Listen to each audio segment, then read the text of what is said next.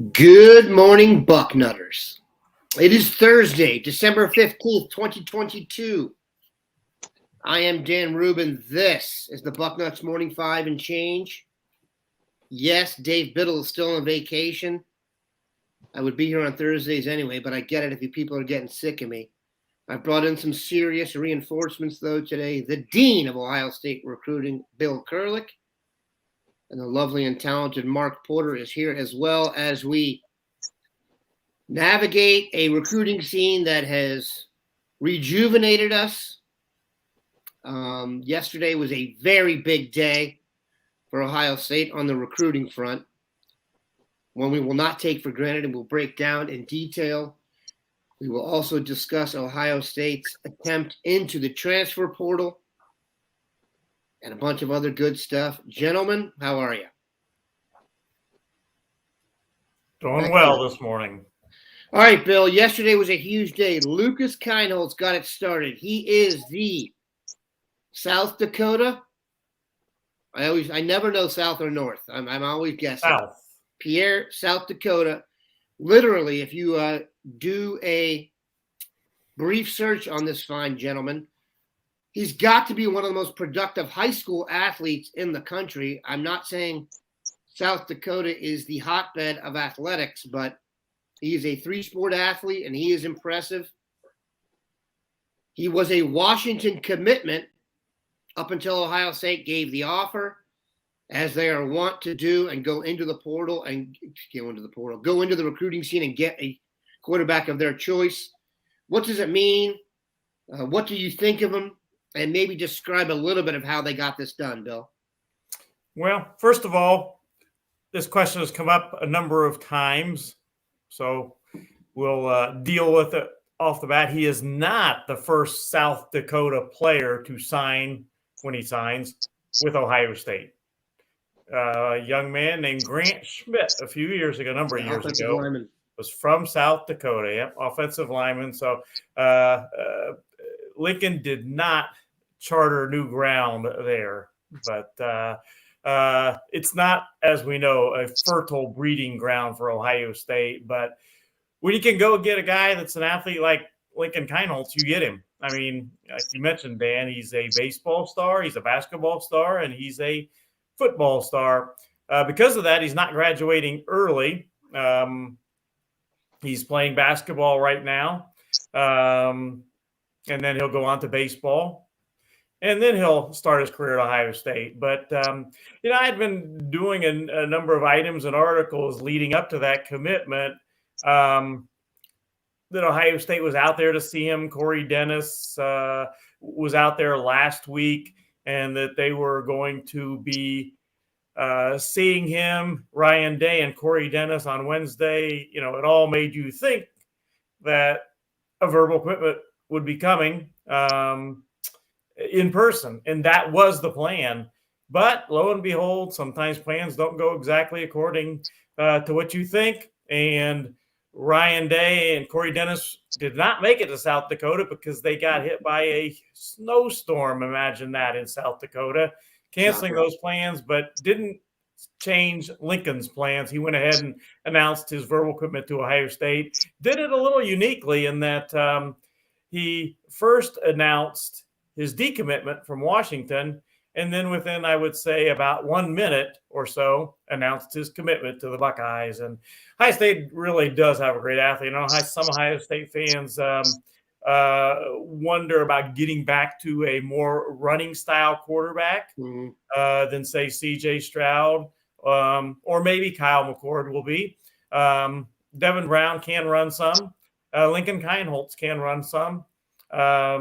We'll see what happens there. But I think a little bit of comparison, and you hate to make comparisons to somebody like Joe Burrow was a kid that I always talked about how well he was able to run in the pocket, get out of the pocket, keep plays alive long enough to find a receiver open, and then if he had to, run the ball, and on occasion run the ball by choice. And I look at Lincoln a little bit like that. He's not a Braxton Miller by any stretch, but he can run the ball some. So great athlete that will be very interesting to see how his career goes at Ohio State. Yeah, he's an impressive cat. I would encourage everybody to go check it out. Also, a really good defensive player for his high school. Just a really good athlete. If you feel, I mean, he's body type wise, I would say he's a little bit bigger and stronger than Burrow was at the same point. Also, Joe was also a really good. I don't think he played baseball, but I know he played basketball. Led Athens to deep into the playoffs and hoops, and we all saw Joe make some clutch shots for LSU and some charity thing. But that's impressive. Now, Bill, let's talk about the guy they added yesterday who, Ohio State is wide receiver U right now. There's no questioning that. And I've had multiple people tell me this is the most talented wide receiver they've ever gotten a commitment from, which is a very strong statement. Andrew Ivins, our Florida guy, has been all over this. He's had Jeremiah Smith crystal ball to Ohio State for a while. He's a 2024 kid. And I get Nick Stamen is concerned that it's going to be tough to hold on to a South Florida kid for this long, but this guy feels like if you told me he was a silent commitment for more than a year, I'd buy it. What are they getting? First of all, doesn't the narrative change quickly? 3 days ago, I think everybody, the world was crashing. Ohio State can no longer commit, or I should say recruit. They're missing out on everybody was the narrative. And then all of a sudden, we get a 4-star quarterback in the morning, and we see a 5-star, the number 2 player in the country, the number 1 wide receiver in the country, commit to Ohio State in the evening. Ohio State now has the number 1 and number 2 players in the class of 2024 committed. I think they can still recruit would be my take from all this. It was just kind of funny how the narrative was they can't get it done anymore, and we see what happens. Jeremiah Smith is a tremendous prospect. It's kind of take your pick. Is Jeremiah Smith going to be the next great wide receiver at Ohio State? Is it going to be Noah Rogers? Is it going to be Brandon Ennis, Carnell Tate, Bryson Watson, up and down the list? Any of those guys, they're great players. But as you said, I think you could make a case for Jeremiah being the best of the bunch. But of course, we've got to see. A lot of people didn't think Jackson Smith and Jigba was going to be quite as great as he turned out to be at Ohio State, and we all know what that was like until he got hurt. So, we'll see. But Jeremiah Smith is absolutely a great, great prospect. Emmanuel N. asks, better than Harrison when Jeremiah Smith comes up. I didn't even mention him. Yeah, I'm not talking about how they'll perform at Ohio State. Obviously, I would seriously expect Jeremiah to thrive, but there's no arguing that Jeremiah Smith was a more highly regarded high school prospect than Marvin Harrison. Marvin was not the number 2 player in the country and number 1 overall receiver in the United States. Now he's developed into that. So good Lord, what does that mean for Jeremiah Smith? But in terms of just as a prospect, I got to go back and look at the ratings. I'm going to assume off the top of my head that Jeremiah is the top. Julian Fleming might have been higher rated now that I go back and look at it. But in terms of just being the guy, Jeremiah is that guy. And by the way, there are other players at Chaminade, Julian, who may I think JoJo Trader is there as well, Bill. So a little package deal out of there wouldn't be too bad. All right, let's take a quick break here, pay some podcast bills, and we'll be back. All right, we are favoring Bill in today's show because he's the man with the information. We will get to Mark, I promise. Offensive line. We have not had a lot of talk about the transfer portal because, as we've discussed earlier this week, the teams in the college football playoff have kind of staved off that exodus until those games kick in. But they have offered 2 tackles. Johnny Cornelius of Rhode Island. So we're taking over South Dakota, next Rhode Island in recruiting. Back off. And then Dylan Wade out of Tulsa. You wouldn't necessarily expect a higher rated offensive lineman to come out of Tulsa. Believe it or not, Dallas Cowboys selected one in the first round this year, and he's Tyler Smith, and he's played pretty much the whole year. So they've got some talent out there. What's your vibe on these dudes, Bill? In the case of Johnny Cornelius, he was racking up some really impressive offers early, and from the get-go with him. And Ohio State joined in, as you mentioned, yesterday. Talented-looking young man. Dylan Wade is interesting in that he is from Houston Cypress High School in Texas, was not overly highly recruited, ended up at Tulsa. And he's a 6'4", 290-pound offensive lineman. It'll be interesting because Dylan Wade's head coach at Tulsa, Philip Montgomery, he is now the offensive coordinator at Auburn. And it'll be interesting if Dylan Wade would follow him to Auburn. We'll see how that works out. But Ohio State now has their hat in the ring for both of those players. And, it's kind of obvious where Ohio State is looking first and foremost for the transfer portal. Offensive line is important. Defensive back is important. And I think they will look into the running backs as well. So, those are the positions right now I think you want to look at as far as Ohio State and the portal. Running back, very interesting. Let's discuss running back at Ohio State, Mark. We now know that Travion Henderson will not play in the Peach Bowl. I think we now believe Mayan Williams will play and should be close to 100%. Then you've got the Diamante Trainum and Dallin Hayden in the back. So now that they know they don't have Travion Henderson and they will have Mayan Williams, are you confident they'll be able to get it done against Georgia? Or what's your vibe on the running game? I mean, Henderson really hasn't been himself since the Toledo game. Yeah, it's like the dreaded fantasy thing, the running back by committee, which isn't necessarily a bad thing. It's kind of what the NFL's evolved to, where you have different backs that do different roles, that you cater to their specific talents. But it does lend to predictability. Sometimes when you have your third down guy or your lighter back in, they know what you're doing because he doesn't pass protect. Sometimes when you have your bigger back in, they kind of know what you're doing because you have your big back in, or they know what you're not doing. So Ohio State's going to have to go play against some of their tendencies. But these backs aren't that different in range. They're kind of not all the same. I don't want to put them in the same boat, but they're not drastically different. You don't have a real big, tall guy and a real short guy. So I think Mayan Williams, if he's healthy, he probably gets the first crack at it. He's probably the one that we've trusted the most, that we think's got the most, stuff to him right now. But, I think the other guys, Hayden showed a spark, and training him, I know people liked him. I didn't think he broke a lot of tackles, but he may be your power runner, and maybe he needs to get his feet underneath him at running back a little bit. He was probably practicing at linebacker so much he really didn't have his dancing feet ready. But we'll see. I think the hot hand may be the other approach. That's kind of a vague answer. It's kind of probably what everybody's thinking, but that's what we have going into this game, and it's got to make the best of it. And I've read on the boards where you'll game plan for each back to have their own package or whatever, and that's pretty smart to do. But once that game gets going and one of those guys gets hot, I could be a guy that would throw anything out the window and be like, hey, it's mine, and just leave him in there and don't mess with it. Listen, there were some key comments made right after the Michigan game by Ryan Day about the running game and that we left some yards on the field early.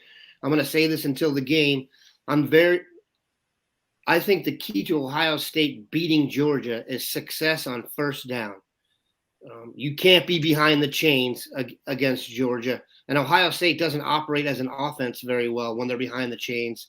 Shocker, especially now they don't have a running quarterback. The one thing that erases every down and distance is when your quarterback can just drop back and get you 13 yards. We don't have that. So we shall see. Go ahead. I like the Buckeyes in the role of spoiler. I like just that attitude that, not a lot of people. Yeah, I like that. And I like that you make it a 10-yard fight, that you're not worried about anything other than first downs. And to your point, if you can win first down, then that second and third down, you're putting pressure on them, and then you're running the clock and you're moving the ball. And all of a sudden this becomes a game, and the underdog has the advantage. Once that underdog can shorten that game and get you into the second half or fourth quarter, but I think the Ohio State having some, a little punch in the face, they may go to a 10-yard fight where, hey, let's just worry about first downs and not worry about chunks. No, there will be a certain baseline of, I don't know how to really describe it, but there will be a certain rawness to the effort against Georgia. When you're going up, when you're the underdog, man, you're fighting for every yard. That really does affect your mentality, and especially when you take a team like Ohio State that really has never been a true underdog. I mean, let's think back. Can you remember a time when they were this much of an underdog? I can't. And I don't know if it's rightfully so. I think a lot of it's based on one game, why they're such an underdog. And how good Georgia's been. Yeah. Yep. So you really, are they really that big of an underdog? But I love them in that spoiler underdog role, the chip on the shoulder role. It might be what they need to beat a team like that. If they were the favorite, it might be what you got last week or Michigan week. Look, they're underdogs with, they're going to have a left tackle drafted in the top 15. Their quarterback's going to be drafted in the top 10. They got another. So this can be done. I mean, it's not like they're playing against the Eagles.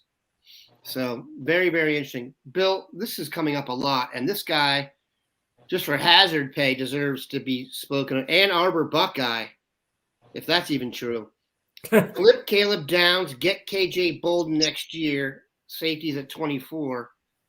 I would go for that, Bill. Caleb Downs, is that a done deal, in your opinion? It does seem like every time I think that's a done deal, there will be just like this one strand of whisper that comes out of there that, Ryan Day's not giving up and all this stuff. But Caleb Downs, of course, the defensive back out of Georgia.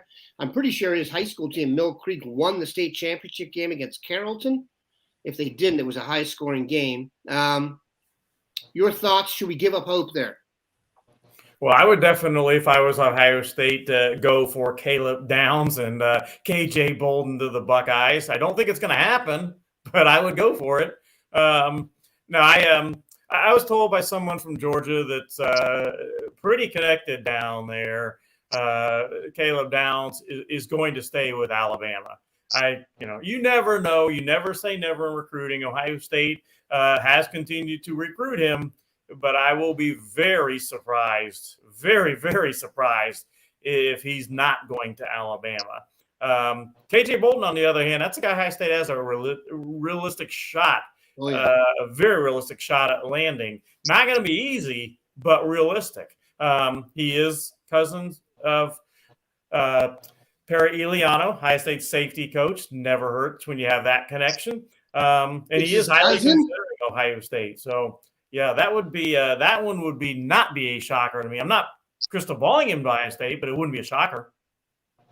I'll be disappointed in Perry Eliano now, though. I'll tell you that. Come on, man, cousin. And he's been, if you look, he's been up here several times, busting serious red gear at games. So we can look forward to that. All right, let's finish with this.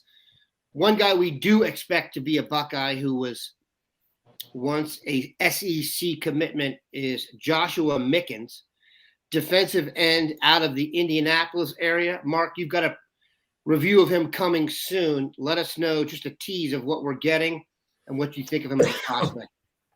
Yeah, he looked a lot like Elias Rudolph out of Taft High School, who I know we haven't landed yet, but at 6'4", 6'5", 225 pounds, and a stringy edge rusher with all the juice and explosion off the edge. That's kind of what you see in Mickens.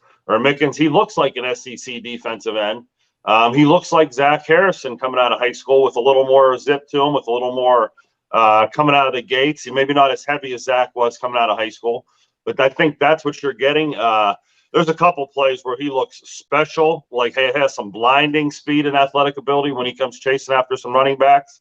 But he's cut out of that edge rusher, pass rusher mold, which in my book, you can't buy enough of those guys because it seems like for every 4 or 5 you get out of high school and you think this is the next one, only one of them actually comes true because it's that hard of a thing to do. So I don't know if it's competition or over in Indiana. I kind of watched some of the tackles he was beating up on, and he was buying before they got out of their stance. So either he's truly special because it's a repetitive thing, or some of that competition could be questioned. But he's on the good side of it right now.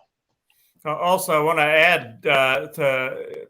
add on to a couple things Mark said. He mentioned Elias Rudolph out of Cincinnati Taft. Tony Alford was at his school yesterday to check on Elias Rudolph. Great prospect, and a guy that I like High State's chances there with him. Not a done deal by any stretch, but I really like High State's chances there. And Alford was in to see him on Wednesday. And then Mickens, speaking of seeing, I'll be in Houston, or not Houston, San Antonio in about 2 weeks for the All-American Bowl, and I'll get to see Joshua Mickens in person. Mark mentioned that he saw him against maybe not the highest level of talent in Indiana, the tackles. Well, Josh will be going against the highest level of high school talent in San Antonio at the All-American Bowl, and it'll be fun watching him for a couple of days there going against those guys in practice. Yeah, and just one more thing on Mickens. He is from the same town as 24/7 Sports Director of Recruiting, Steve Wolfong. And we're speaking of multiple sport athletes. He went and watched Mickens play hoops the other night, and the term I heard was he patrols the paint. So he may not be a natural basketball player, but my guess is if you're taking it strong to the rack, you're going to meet some defiance in Mr. Mickens. So we will keep an eye out for that. We appreciate the guys stopping by. You want to stay close to your Bucknuts today. You never know who could commit. We appreciate these guys stopping by. Have a good one, Bucknuts.